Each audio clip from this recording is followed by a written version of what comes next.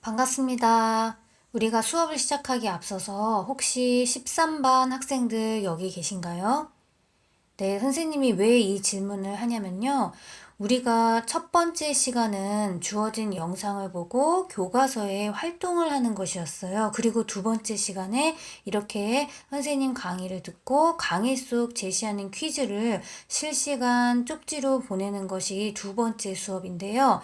13반 학생들은 선생님과 목요일, 금요일 이렇게 수업이 들었기 때문에 선생님이 먼저 이 영상을 올려놓으면 이 영상부터 보고 수업을 진행할까봐 선생님이 걱정이 돼서 물어봤던 거였습니다. 자, 그래서 반드시 아래 먼저 링크되어 있는 강의 영상을 첫 번째 시간에 진행을 하고요. 여러분들 실시간 출결도 아마 다 했었을 거예요. 그리고 지금 이렇게 두 번째 시간에는 강의 영상을 보고 영상 속에서 선생님이 제시하는 질문에 대한 답을 실시간 쪽지로 보내는 것입니다. 자, 그러면 실시간 쪽지로 보내는 것이 출결로 선생님이 인정을 할 것이기 때문에 굳이 두 번째 시간은 따로 출결 체크를 하지 않을 거예요. 여러분들 무슨 말인지 다 잘 이해되셨죠? 자, 그런데 내가 통합사회를 먼저 너무너무 공부하고 싶다. 그럴 수 있죠. 그러면은 먼저 여러분들이 영상 강의를 듣고 그 속에서 제시하는 퀴즈에 대한 여러분이 생각하는 답을 선생님한테 미리 보내도 돼요. 자, 주의할 점. 미리 보내는 건 언제든지 환영이에요. 그런데 수업 시간이 종료된 이후에는 안 됩니다. 자, 여러분들 몇몇 친구들이 이 시간 준수가 지금 상당히 안 되고 있어요. 처음이라서 선생님이 계속 어느 정도 받아주고 있지만 이제 여러분들이 지난 시간에 이제 이번 주면 이제 일주일이 지나는 거죠. 2주에 들어섰는데 자, 여러분들이 시간 지키기 훈련을 잘 해야 돼요. 그래서 꼭 시간을 엄수해 주시기 바랍니다. 자, 우리는 지난 시간에 산업화와 도시화로 인한 변화에 대해서 봤었어요. 우리의 생활 공간, 생활 양식이 어떻게 변하는가. 오늘 살펴볼 것은 산업화, 도시화로 인한 문제점과 해결 방안입니다. 우리가 항상 어떤 문제가 있다면은 그것을 해결할 수 있는 방법을 그런 문제점부터 우리가 진단을 해보도록 할게요. 자, 교과서 74페이지를 펴시다. 자, 우리가 산업화 도시화가 되면 아무래도 지난 시간에 배웠듯이 공장, 주택, 도로와 같이 건축물들이 많이 생겨난다고 했었어요.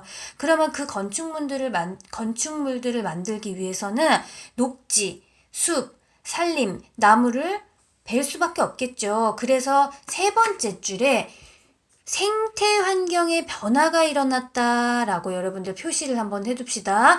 자, 우리가 녹지 공간이 상당히 줄었어요. 근데 이게 어떤 문제점이 발생하냐면은 우리 건축물들 대부분 자재가 콘크리트, 아스팔트로 만들잖아요.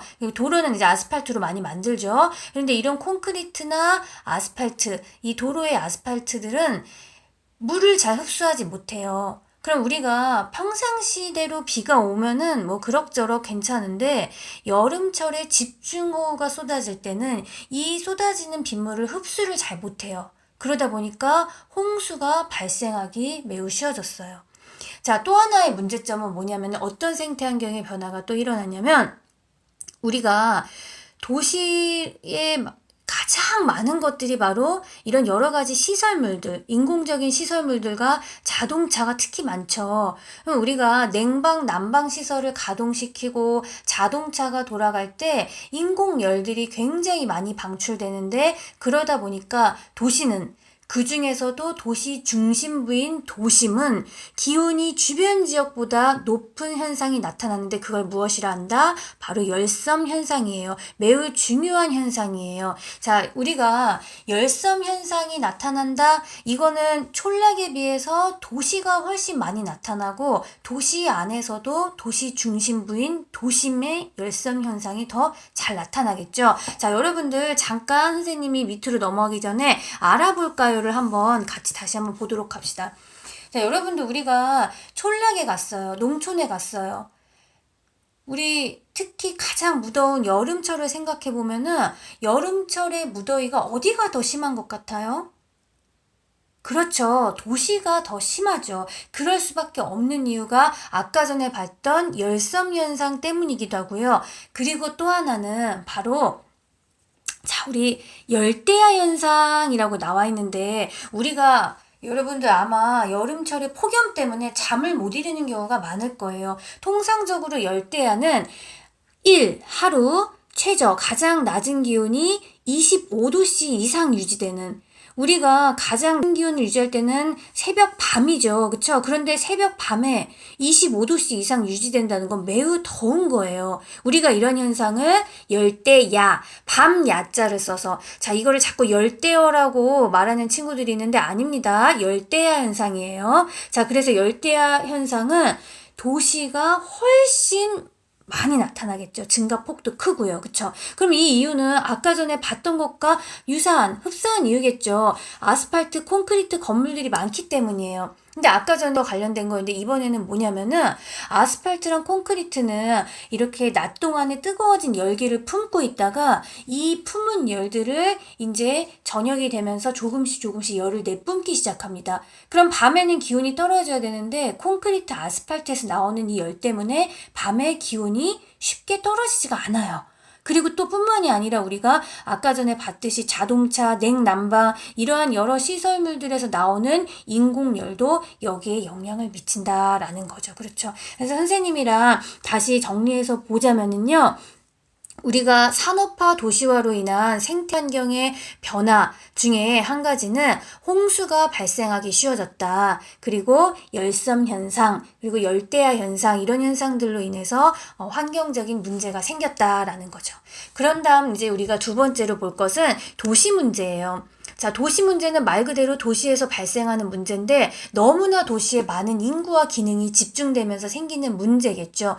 특히 여러분들 뉴스에서 아주 많이 접한 내용일 거예요. 턱없이 주택이 부족하고 그리고 집값이 상승한다. 이 이유는 집을 원하는 수요자들은 많은데 그에 비해서 공급량이 현저히 떨어지는 거예요. 그러니까 당연히 집값은 올라갈 수밖에 없죠. 이러한 주택 문제와 그 다음에 교통 혼잡, 특히 아침 출퇴근 시간이라든지 대중교통 속에서도 굉장히 혼잡하고 또 우리가 주말에도 굉장히 혼잡한 걸 느낄 수 있어요. 그만큼 인구가 많기 때문이죠. 주차하기 어렵죠. 교통사고율도 당연히 차량이 많으니까 증가했겠죠. 이런 교통 문제, 또 사람이 많다 보니까 이제 소음 문제, 쓰레기 같은 환경 문제, 그리고 범죄율도 도시가 높은 편이에요. 이런 각종의 문제들을 다 포함해서 우리가 뭐라고 한다? 도시 문제라고 합니다.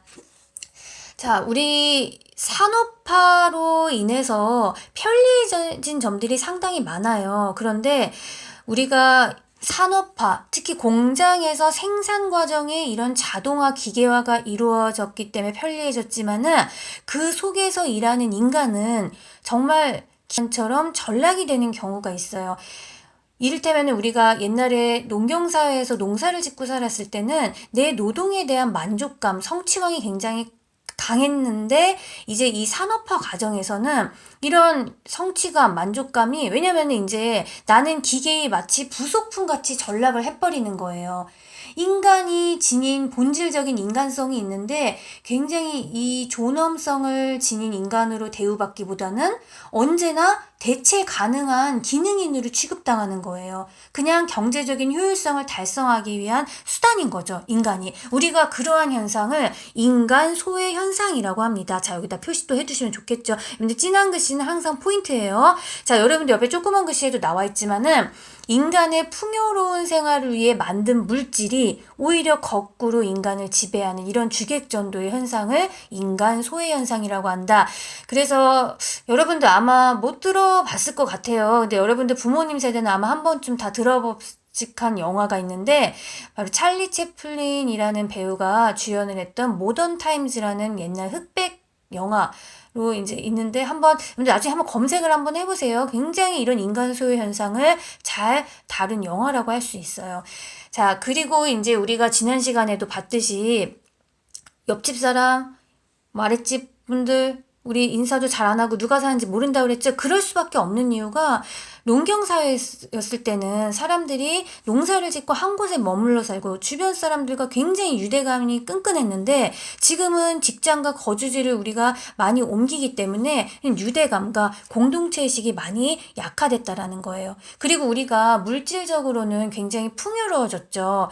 우리가 절대적인 빈곤에서는 벗어났지만은 하지만 상대적인 빈곤감이 커졌어요. 상대적인 빈곤감은 나 굶어 죽지 않아요. 먹고 살 수 있어요. 그런데 나보다 너무너무 소득이 높거나 잘 사는 사람들을 봤을 때 난 너무너무 가난해 라고 느껴지는 빈곤감인 거예요. 우리가 사실 빈부격차 문제가 나날이 심각해지고 있죠. 가난할 빈, 부자부, 빈부격차, 그리고 사회 계층, 상류층, 중류층, 하류층 간의 이런 갈등 문제가 더더욱 심화되고 있다라는 거 보시고요. 자, 우리가 75페이지로 이제 한번 가서는 이제 우리 문제점을 진단을 했으니까 이제 이 문제점을 어떻게 해결할 것인가 그 해결 방안을 한번 살펴봐야 될 텐데요.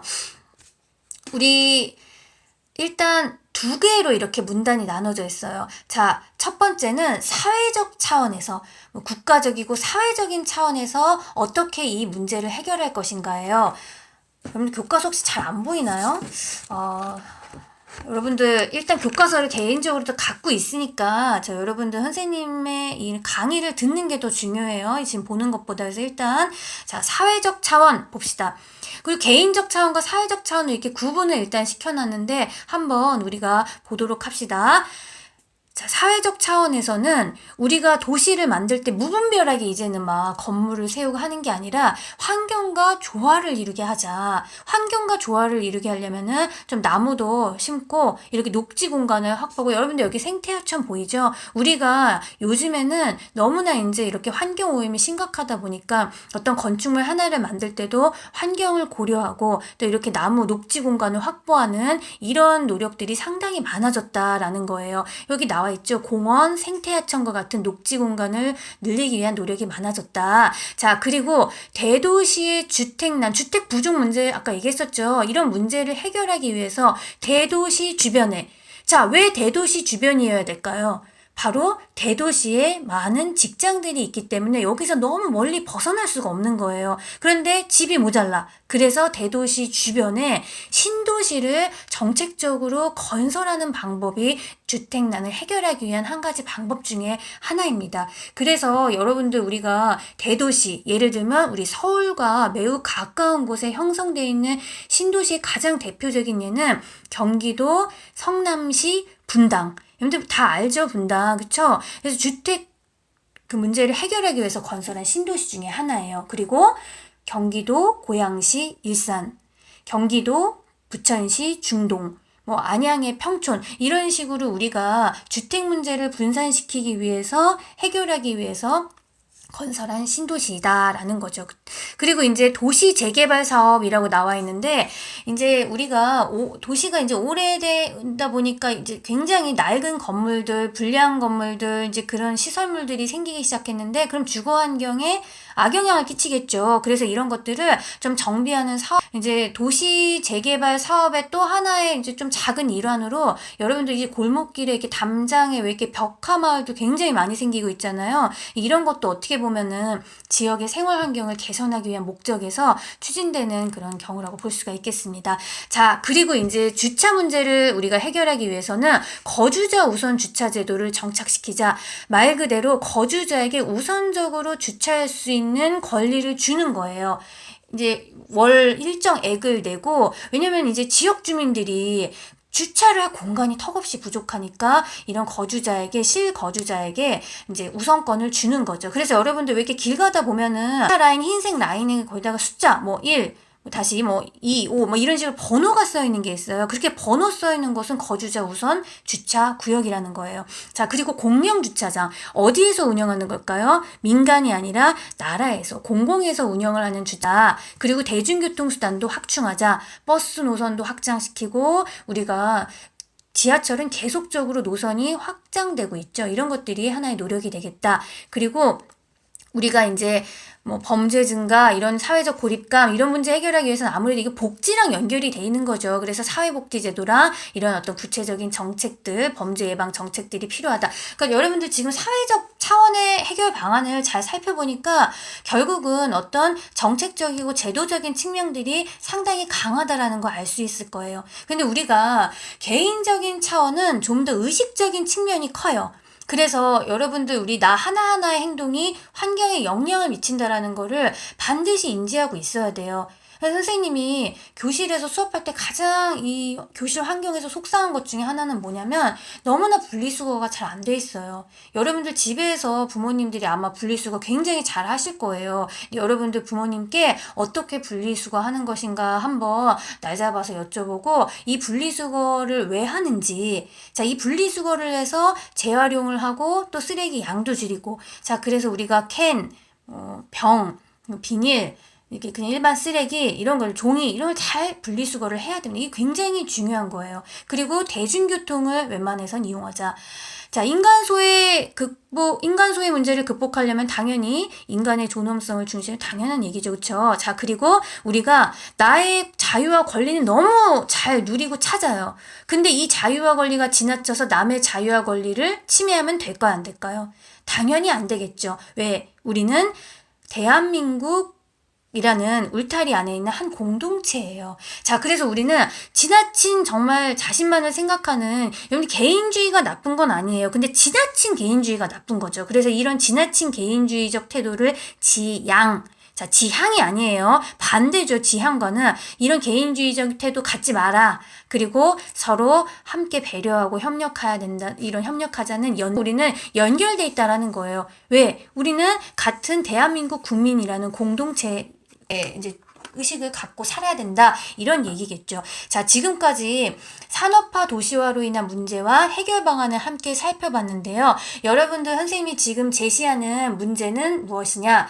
잘 들으세요. 도시 문제를 해결하기 위해 우리가 일상생활에서 실천할 수 있는 일이 무엇인지 여기 밑에 나왔죠. 자, 여러분들 이거는 사실 정답이 있는 건 아니에요. 그런데 이제 웬만해서는 우리가 오늘 배운 개념과 연결을 시키면 더 좋겠고요. 아니면 새로운 아이디어 굉장히 좋아요. 사회는 사실 정답이 탁 있는 거는 아니에요. 그래서 여러분들이 내가 도시 문제를 해결하기 위해 일상생활에서 실천할 수 있는 게 과연 무엇일까? 여러분들 쪽지 보낼 때 내용이 뭐 엄청 길지 않아도 괜찮습니다. 길지 않아도 돼요. 너무 성의 없는 것도 조금은 선생님이 그건 좀 고려를 해야겠죠. 그러니까 숙제를 할 때 너무 부담감을 좀 떨쳐버리시고 중요한 핵심을 좀 성의 있게 써서 내면은 좋겠습니다. 자, 그리고 실시간이에요. 자, 내가 먼저 제출하고 싶다 상관없어요. 근데 이 시간, 내 해당 수업 시간이 종료되고 난 다음에는 제출 선생님이 한 거 받지 않을 거예요. 그러니까 여러분들, 자, 지금부터